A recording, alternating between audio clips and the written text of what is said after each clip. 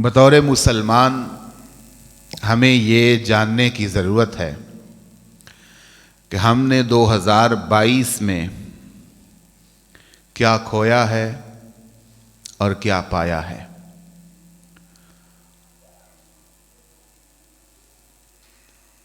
اپنے آپ کو احتساب کی چھلنی سے گزارنے کی ضرورت ہے۔ اپنے آپ کو اتنا دیکھنے کی ضرورت ہے جتنا ہم سارا سال دوسروں کو دیکھتے ہیں۔ آپ یقین کیجئے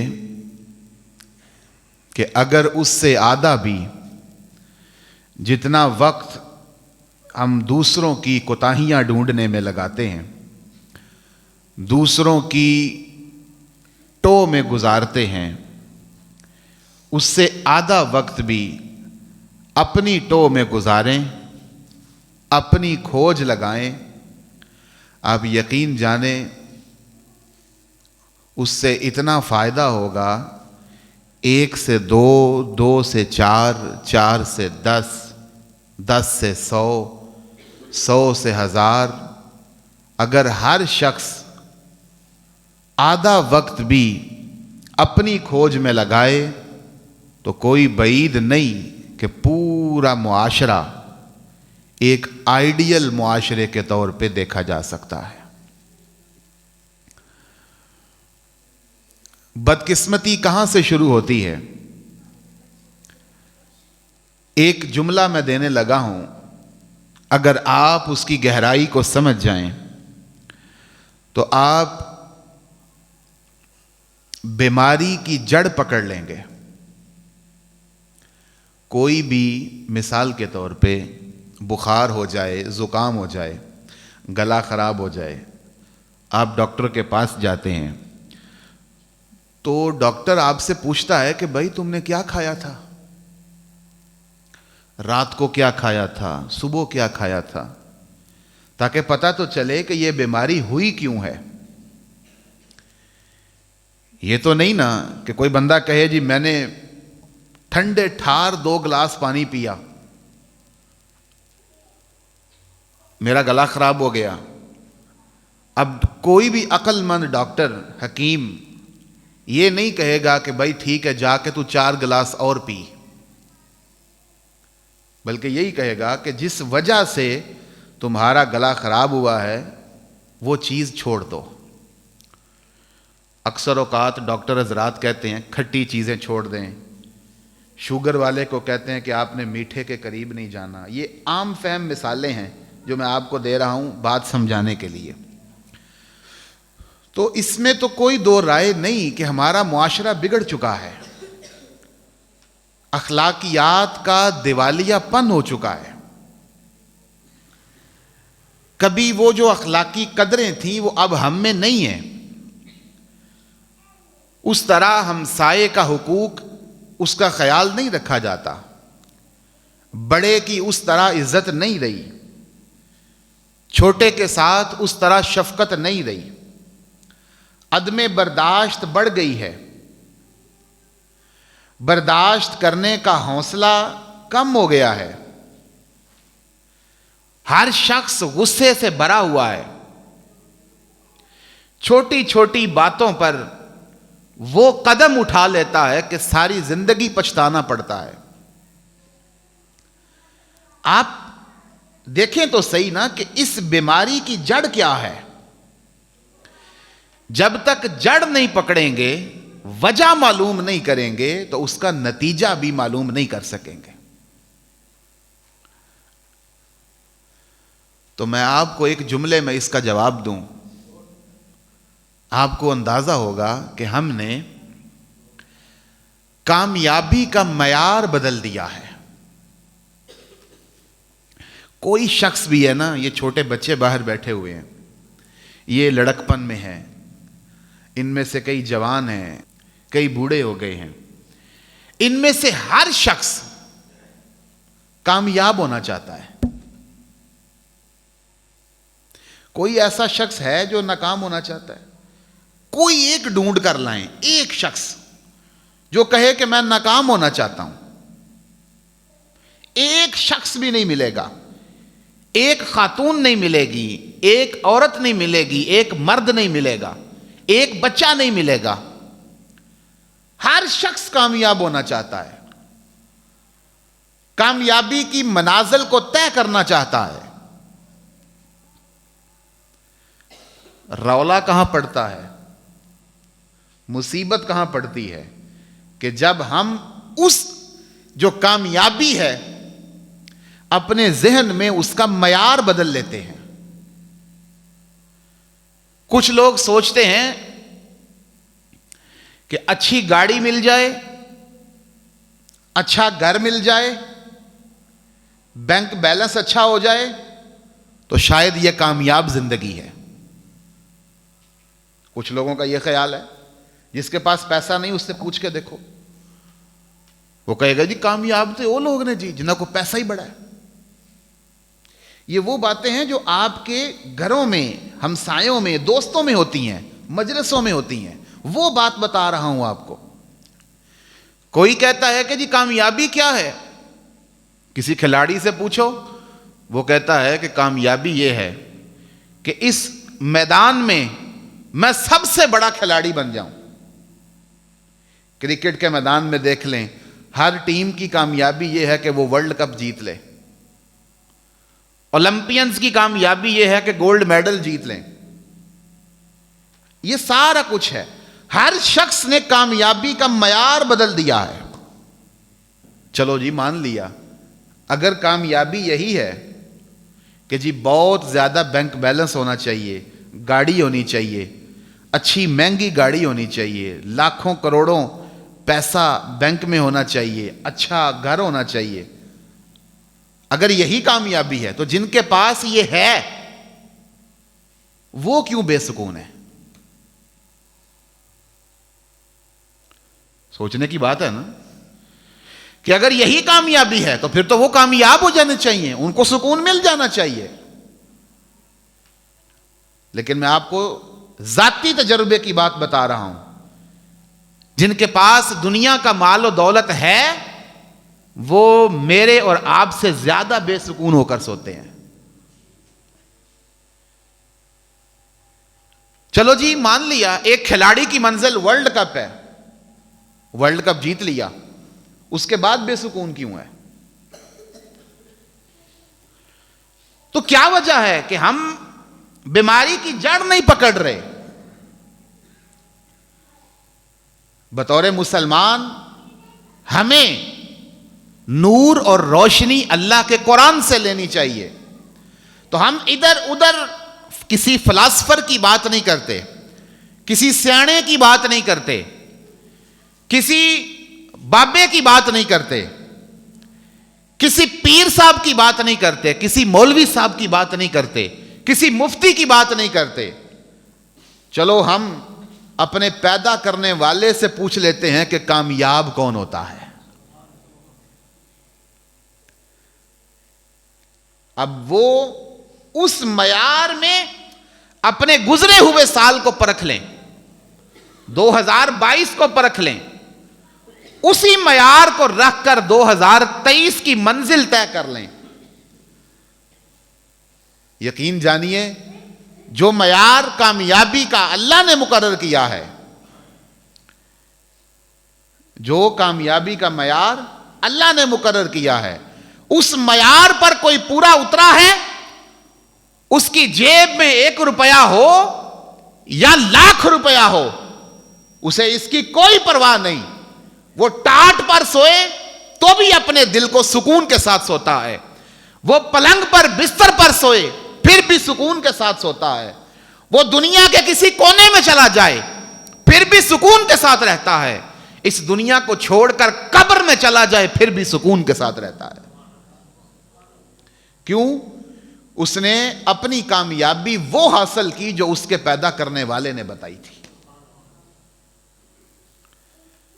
اس کے تحت ہم اپنا احتساب بھی کر لیں, صرف 2022 نہیں, جتنی کسی کی زندگی ہے وہ اپنی ساری زندگی اپنے سامنے رکھ لے. اللہ کی عزت کی قسم اٹھا کر کہتا ہوں, آپ کو اپنا پتہ کرنے کے لیے کسی دوسرے کے پاس جا کر پوچھنے کی ضرورت نہیں ہے. آپ میں سے ہر شخص کو بڑا پتہ ہے کہ میں کیا ہوں, کتنا نیک ہوں, کتنا بدکار ہوں, کتنا غلط ہوں, کتنا صحیح ہوں. آپ میں سے ہر شخص کو بڑا پتہ ہے. میرے پاس آنے کی ضرورت نہیں کہ دسو جی مولوی صاحب میں کنا نیک ہاں تے کنا برا. نہ, 5 منٹ اپنے آپ کو دے لیں, ادھر بیٹھے بیٹھے پوری زندگی کی فلم چل جائے گی. آپ کو پتہ چل جائے گا آپ کتنے صحیح ہیں, کتنے غلط ہیں. پوری زندگی اپنے سامنے رکھ لیں اور اللہ کے قرآن کی یہ آیات سن لیں, پتہ چل جائے گا ہم کتنے کامیاب ہیں, پتہ چل جائے گا ہم کتنے ناکام ہیں. اسی معیار پر, یہ صرف کسی 1 سال کے لیے, 2 سال کے لیے, 10, 20, 100 سال کے لیے نہیں, قیامت تک کے لیے اللہ کا مقرر کردہ کامیابی کا معیار یہی ہے. جو اس کے تحت چلے گا وہ اس دنیا میں بھی کامیاب ہے, وہ آخرت میں بھی کامیاب ہے. 18واں پارہ گھر جا کر قرآن پاک کھول لیں, ترجمے والا. اس میں کسی مکتبہ فکر کا کوئی اس میں لیت و لال نہیں, کوئی مسلکی بات نہیں. کسی مکتبہ فکر کا, کسی مسلک کا ترجمہ اٹھا کے سورہ مؤمنون کی پہلی آیات پڑھ لیں. 18واں پارہ اس کی پہلی آیات ہے. اعوذ باللہ من الشیطان الرجیم. فرمایا پروردگار نے قد افلح المؤمنون, کامیاب وہ ہو گئے جو اللہ اور اس کے رسول پر ایمان لے آئے. اللہ اور اس کے رسول پر ایمان لے آئے. ایمان والو تمہیں مبارک ہو. انٹرنیشنل مارکیٹ میں بیٹھے ہوئے کھربوں ڈالرز کا کاروبار کرنے والے, اپنے ارد گرد دولت کی دیوار کھڑی کرنے والے, وہ کامیاب نہیں. کامیاب وہی ہے جو اللہ اور اس کے رسول پر ایمان لاتا ہے. اور یہ میں نہیں کہہ رہا, یہ آپ کو قرآن کی آیات پڑھ کے سنا رہا ہوں. قد افلح المؤمنون, پہلی کامیابی تو آپ سب کو حاصل ہے کہ آپ اللہ اور اس کے رسول پر ایمان لاتے ہیں. یہ کامیابی بہت بڑی کامیابی ہے. بعض اوقات ہمارے ذہنوں میں یہ خیال آتے ہیں, اکثر جو ہمارے باہر اوورسیز پاکستانی ہیں وہ کہتے ہیں جی وہ صرف کلمہ ہی نہیں پڑھ دے, باقی سارے چنگے کام ہونا کولنے. عدل و انصاف وہاں کا بہتر ہے, صفائی کا انتظام وہاں کا بہتر ہے, قانون کی پاسداری وہاں کی بہتر ہے, ایک دوسرے کا خیال رکھا جاتا ہے, غریبوں کا خیال رکھا جاتا ہے, جانوروں کا خیال رکھا جاتا ہے, حقوق کی پاسداری ہے, فرائض پر عملداری ہے. یہ سب کچھ ہے, صرف کلمہ ہی نہیں پڑھتے. تو بات کلمے کی تو ہے. پوچھو سید عالم صلی اللہ علیہ وسلم سے, حضور نے ارشاد فرمایا کلمے کی اتنی طاقت ہے, من قال لا الہ الا اللہ دخل الجنہ, جس نے لا الہ الا اللہ کہہ دیا اللہ نے اسے جنت میں داخل فرما دیا. یعنی تم یہ کچھ معمولی بات سمجھتے ہو؟ اللہ اور اس کے رسول پر ایمان لانا کوئی معمولی بات ہے؟ اس یقین پر کھڑے ہو جاؤ, اگر تم اللہ اور اس کے رسول پر ایمان لاتے ہو تو کسی اور طرف دھیان نہ کرو. پہلی کامیابی کی سیڑھی تم نے چڑھ لی ہے کہ تم اللہ اور اس کے رسول پر ایمان لاتے ہو. کامیاب ہو گئے ایمان والے. بولو ایمان والے کامیاب ہو گئے. اس طرح کے خیالات دل میں نہ لایا کریں کہ دیکھیں جی وہ کیا کچھ کر رہے ہیں, یہ کچھ کر رہے ہیں, وہ بہت کچھ کرتے ہوں گے. بھائی کامیابی کیا ہے؟ ٹھیک ہے کسی نے 10-20 سال گزار لیے, 100 سال گزار لیے اس دنیا میں رہا, اسے اس بے وقوف کو جو عقل مند بنے پھرتے ہیں انہیں یہ تک پتا نہیں چلا کہ ہمارا پیدا کرنے والا کون ہے. سائنس میں تحقیقات کرتے رہے, ٹیکنالوجی میں تحقیقات کرتے رہے, غور و فکر کرتے رہے, زمین سے اٹھ کر چاند پر پہنچ گئے, زمین سے اٹھے مریخ پر کمان ڈال دی. اس دنیا سے پار بہت باریک اور دوربینیں لگا کر سیاروں کا مشاہدہ کر دیا، یہ تک بتا دیا دنیا کو کہ اس جیسے کروڑوں سیارے فضا میں گھوم رہے ہیں، لیکن تمہیں یہ پتا نہیں چلا کہ یہ سب کچھ پیدا کرنے والا کون ہے؟ اس چیز کا ادراک نہیں ہوا تو کیا فائدہ تمہاری سائنس کا؟ جس چیز پر تم تحقیقات کرتے رہے ہو، سنو میرے رب کا فرمان۔ ارشاد فرمایا جتنا مرضی کھپ لو، جس مرضی چیز کی کھوج لگا لو، آخر چیز ہی ہے نا، تو سنو میرے رب کا فرمان۔ فرمایا کل من علیہا فان، جس چیز کی کھوج لگاؤ گے سب فنا ہو جائے گا، وَيَبْقَى وَجْهُ رَبِّكَ ذُو الْجَلَالِ وَالْإِكْرَامِ، اگر کوئی شے باقی رہے گی تو صرف میرے پروردگار کا جلوہ باقی رہے گا۔ تو اس خیال سے باہر آ جائیں کہ پتہ نہیں جی کیا تیر مار لیا، کیا کر لیا۔ یہ دیکھو وہ ایمان لایا کہ نہیں لایا ہے۔ اگر وہ ایمان نہیں لایا، اللہ کی عزت کی قسم تم سے 1000 گنا کم تر ہے، اور تم جو اللہ اور اس کے رسول پر ایمان لاتے ہو ایسے لوگوں سے 1000 گنا بہتر ہو۔ قد افلح المؤمنون، ایمان والے کامیاب ہو گئے۔ بولو ایمان والے کامیاب ہو گئے۔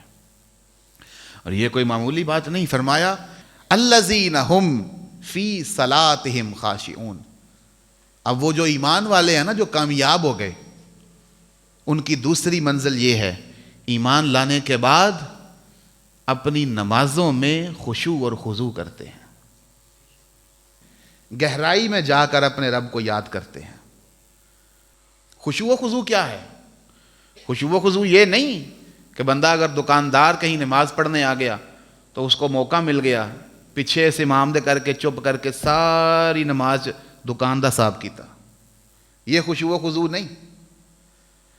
الذین ہم فی صلاتہم خاشعون، یہ ڈائریکٹ بندے کا اپنے رب سے تعلق ہے، ڈائریکٹ۔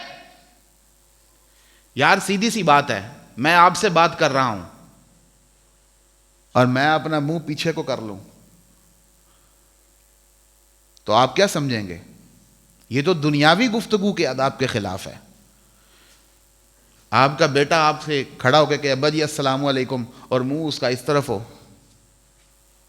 تو آپ کیا سمجھیں گے کہ یار تو جس سے بات کر رہا ہے کم از کم اس کو دیکھ تو صحیح نا۔ یہ تو ہماری عام گفتگو کے آداب ہیں۔ آپ کیا سمجھتے ہیں کہ پروردگار عالم اتنی غیرت کا مالک بھی نہیں کہ ہم اس کی بارگاہ میں کھڑے ہوتے ہیں، نماز کے لیے آتے ہیں، اللہ اکبر کہتے ہیں، دھیان کہیں اور ہوتا ہے، سبحان ربی العظیم کہتے ہیں، دھیان کہیں اور ہوتا ہے، سبحان ربی الاعلیٰ کہتے ہیں، دھیان کہیں اور ہوتا ہے۔ یہ ہے پہلی نشانی۔ اب یہ نماز ہے، اس کو ذہن میں رکھیے گا۔ پہلی چیز ایمان لانے کے بعد فرمایا کامیاب لوگ وہ ہیں جو اپنی نمازوں میں خشوع اور خضوع کرتے ہیں۔ مجھے آگے بڑھنا ہے، وقت نہیں ہے۔ اب یہ ایک ہی چیز ہے جو اللہ نے اپنے اور بندے کے تعلق کی بیان کی، اگلی جتنی صفات بیان کی وہ سب حقوق العباد سے تعلق رکھتی ہیں۔ یعنی یہ حقوق اللہ کی ایک بات کر لی کہ نماز پڑھتے ہیں، نماز میں خشوع و خضوع کرتے ہیں، اگلی جتنی باتیں کی وہ سب حقوق العباد کی ہیں۔ سن لیجئے، فرمایا والذین هم عن اللغو معرضون، وہ کامیاب ہیں جو بےہودہ گفتگو سے پرہیز کرتے ہیں، لغو باتوں سے پرہیز کرتے ہیں، کنارہ کش رہتے ہیں۔ اب بےہودہ باتیں کیا ہیں، لغو باتیں کیا ہیں؟ یہ کہوں گا یہ ہیں یہ ہیں یہ ہیں، یہ بتانے کی ضرورت نہیں، ایک جملے میں بیان کر دیتا ہوں۔ ایسی باتیں جن کا نہ اپنے کو کوئی فائدہ ہے نہ اگلے کو کوئی فائدہ ہے، بےہودہ باتیں، فضول کی جگت بازی، فضول کی گفتگو، کثرت کے ساتھ بولنا۔ صوفیاء نے لکھا ہے کثرت کے ساتھ بولنا دل کو مردہ کر دیتا ہے، زیادہ بولنا دل کو مردہ کر دیتا ہے۔ زیادہ بولنے سے بندے کا اعتبار نہیں رہتا۔ یہ آپ اپنی گھر میں فیملی میں دیکھ لیں، جو بندہ بہت زیادہ بولتا ہے نا اس کا اعتبار نہیں رہتا، اس کا روب نہیں رہتا۔ دوسری نشانی فرمایا بےہودہ گفتگو سے پرہیز کرتے ہیں، والذین هم عن اللغو معرضون۔ تیسری فرمایا والذین هم للزکاۃ فاعلون، وہ جو اپنی زکوٰۃ وقت پر ادا کرتے ہیں. زکوٰۃ آپ نے اللہ کو دینی ہے. زکوٰۃ کیا ہے کہ اگر تم صاحب نصاب ہو اپنے مال میں سے ایک مخصوص رقم، مخصوص حصہ سائڈ پہ کر لو. وہ کس کو دینی ہے؟ آپ نے اللہ کو دینی ہے. وہ غریبوں کو دینی ہے. وہ ان لوگوں کو دینی ہے جو مستحق ہیں، اور وہ خدا نہیں، وہ بندے ہیں. دوسری بات بھی حقوق العباد کی بیان کی. بیہودہ باتیں یہی ہوتی ہیں نا. 2-3 دوست بیٹھ جائیں، وہ کہتے ہیں یارو فلاں بنے تو پتہ لگ گئی. وہ کہتے ہیں نہیں مینوں نہیں، وہ کہتے ہیں مینوں پتہ لگا، میں تینوں وہی گل دسنا. 1 سے 2، 2 سے 4، اس طرح گفتگو ہوتی رہتی ہے. سارے معاملات ہوتے رہتے ہیں. یہ بھی بندوں سے متعلق ہیں. فرمایا زکوٰۃ ادا کرتے ہیں، یہ بھی بندوں سے متعلق ہیں. اور فرمایا والذین هم لفروجہم حافظون، وہ جو اپنی شرم گاہوں کی حفاظت کرتے ہیں، یہ بھی بندوں سے متعلق ہے. جہاں جائز حق ہے وہاں پہ استعمال کرتے ہیں. وہ جائز طریقے 2 بتا دیے قرآن نے. کون سے؟ الا علی ازواجہم، سوائے اپنی بیویوں کے، او ما ملکت ایمانہم، یا اپنی باندیوں کے، لونڈیوں کے. آج کل اس باندیوں کا تصور نہیں ہے، تو اب صرف ایک رستہ ہے، وہ اپنی ازواج ہیں، اپنی بیویاں ہیں. اس کے علاوہ کہیں بھی اس کو خرچ کرنے میں، اس کو استعمال کرنے میں اس سے حفاظت کرتے ہیں. یہ بھی بندوں کے ساتھ متعلق ہے. زنا اتنا برا فعل ہے کہ آپ نے نہ صرف اللہ کی بارگاہ کا جرم کیا ہے بلکہ کسی اور کا حق لیا ہے. یہ بھی بندوں کے ساتھ متعلق ہے. آگے بڑھنا ہے مجھے. فرمایا والذین هم لاماناتہم وعہدہم راعون، وہ لوگ جو اپنی امانتوں کی پاسداری کرتے ہیں. امانتیں آپ کے پاس کون رکھواتا ہے؟ ہمسائے رکھواتے ہیں، دوست رکھواتے ہیں، بھائی بہن رکھواتے ہیں. یہ بھی بندوں کے ساتھ متعلق ہے. وعہدہم راعون، اپنے وعدے کی پاسداری کرتے ہیں. یعنی ان کے پاس کوئی امانت آئے، ان کے پاس کوئی امانت آئے اس کی بھی حفاظت کرتے ہیں. اور اگر انہوں نے کہیں سے کچھ لیا ہو اور وعدہ کیا ہو کہ میں اتنے وقت میں واپس کر دوں گا، تو اپنے وعدے کی پاسداری کرتے ہیں. دونوں چیزیں بیان کر دی. یہ بھی بندوں کے ساتھ متعلق ہے. امانتوں کی حفاظت اتنی بڑی چیز ہے، اتنی بڑی چیز ہے کہ وہ کافر لوگ جو حضور علیہ الصلوۃ والسلام کو نبی نہیں مانتے تھے نا، اپنی امانتیں پھر بھی انہی کے پاس رکھواتے تھے. یعنی نبی نہیں مانا لیکن اپنی امانتیں انہی کے پاس رکھواتے تھے. یہ جانتے تھے کہ امانتوں کی پاسداری میں مکے میں اس سے زیادہ صادق اور امین کوئی نہیں ہے. یہی وجہ ہے کہ حضور سید عالم صلی اللہ علیہ وسلم نے ارشاد فرمایا علی یہاں کے لوگ مجھے رہنے نہیں دیتے، پروردگار نے فرمایا یہاں سے ہجرت کر جاؤ. علی یہ امانتیں ہیں، یہ لے لو، میرے بستر پر سو جاؤ، میں جا رہا ہوں، تم یہ امانتیں واپس کر کے مدینے آ جانا. اس کا کیا مطلب ہے کہ وہ لوگ جنہوں نے مکہ میں رہنے نہیں دیا، یہ نبوی طریقہ ہے، یہ میرے مصطفیٰ کی غیرت ہے. تنگ کیا، پروردگار کی طرف سے ہجرت کا حکم آ گیا، میرے مصطفیٰ کو ابھی بھی ان کی امانتوں کا خیال ہے کہ کوئی امانت رہ نہ جائے. فرمایا وعدے کی پاسداری کرتے ہیں، امانت رکھتے ہیں. اور آگے ارشاد فرمایا، آخر پہ ارشاد فرمایا پھر وہ پہلی بات کی. فرمایا والذین هم علی صلواتہم یحافظون، یہ سارا کچھ کر کے جو اپنی نمازوں کی حفاظت کرتے ہیں. یہاں نماز پڑھنے کا ذکر نہیں کیا، نماز کی حفاظت کرنے کا ذکر کیا ہے. 1-2 جملوں میں بات سمجھا کے بات ختم کر رہا ہوں. نماز کی حفاظت کیا ہوتی ہے؟ حفاظت کیا ہوتی ہے؟ آپ کے پاس سونا ہے، زیور ہے، پیسے ہیں، وہ آپ اس کی حفاظت کیسے ہوتی ہے کہ آپ لاکر میں چھپا کر رکھتے ہیں. یہی ہے نا جی، کسی کو پتا نہ چلے. تو یہ جو نماز پڑھتے ہیں ہم، اس کو کس لاکر میں چھپائیں گے؟ اس کو کس سیف میں چھپائیں گے؟ کس تجوری میں جا کر رکھیں گے؟ تو نماز کی حفاظت کیا ہے؟ نماز کی حفاظت یہی ہے، ایک جملے میں سنیں، نماز کی حفاظت یہی ہے کہ جو اللہ کی بارگاہ میں کھڑے ہو کر کہتے ہو اگلی نماز آنے تک اس پر پہرے دار بن کے کھڑے رہو. اہدنا الصراط المستقیم، میرے پروردگار ہمیں سیدھا رستہ دکھا. یہ نماز میں کہا ہے نا، ہر رکعت میں کہا ہے سیدھا رستہ دکھا. اور اتنی ہم حفاظت کرتے ہیں، اتنی حفاظت کرتے ہیں کہ اللہ سے صراط مستقیم کی ہدایت کی دعا مانگ کر جاتے ہوئے کسی کی جوتی اٹھا کر لے جاتے ہیں. اتنی حفاظت کرتے ہیں. یہی ہے حفاظت. اللہ سے ہدایت مانگ کر آئے ہو، کون سی ہدایت؟ صراط الذین انعمت علیہم، راستہ ان لوگوں کا جن پر تو نے انعام کیا. انعام یافتہ لوگ کون ہیں؟ نبی ہیں، صدیق ہیں، شہداء ہیں، صالحین ہیں. ان کے طور طریقے دیکھ لو، اس کے مطابق اپنی مانگی ہوئی دعا کی اوپر پہرے دار بن کر کھڑے ہو جاؤ. یہ ساری زندگی کا پروردگار عالم نے اس میں احاطہ کر دیا ہے. یہ سارا کچھ کہہ کر فرمایا، ایک تو پہلی بات کی کامیاب ہو گئے، دوسری بات کی اولئک ھم الوارثون الذین یرثون الفردوس. یہ کام لے کر آؤ، میرے پاس آؤ. یہ کام لے کر جو میرے پاس آئے گا میں پروردگار اسے جنت کا وارث بنا دوں گا. الذین یرثون الفردوس، یہ وہ لوگ ہیں جو فردوس کے وارث ہیں. اور فردوس صرف جنت نہیں، یاد رکھیے گا، یہ جنت میں بھی ایک جنت کا اعلیٰ مقام ہے. الذین یرثون الفردوس. یہ ساری باتیں کامیابی کا معیار ہیں. اس معیار کے تحت دیکھ لیں آپ کا 2022 کیسا گزرا ہے. اس معیار کے تحت دیکھ لیں آپ نے کتنی نمازیں پڑھی ہیں. اس میں دیکھ لیں آپ نے کتنی امانتوں کی حفاظت کی ہے. دیکھ لیں آپ نے کتنی بہودہ گفتگو کی ہے.